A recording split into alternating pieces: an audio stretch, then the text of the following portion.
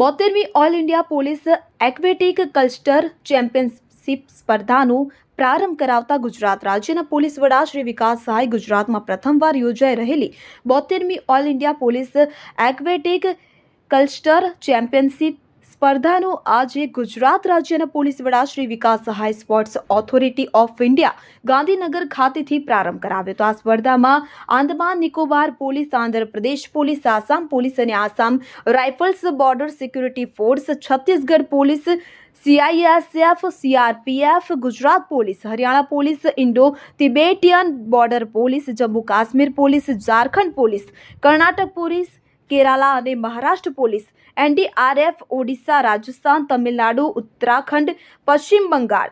તેલંગાણા, ઉત્તર પ્રદેશ અને Punjab police, railway protection force SSBના 704 સ્પર્ધકોએ ભાગ લઈ રહ્યા છે। આ પ્રસંગે CRPF special DGP Shri Vitul Kumar, CRPF south zone additional DGP Shri Ravideep Singh શાહી,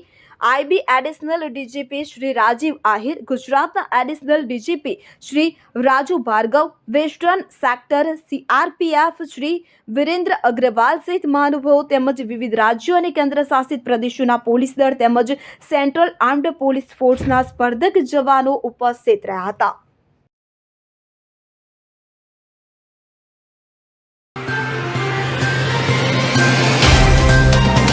तो व्हाट्सएप, ट्विटर, फेसबुक, इंस्टा जहाँ भी आपका अकाउंट है,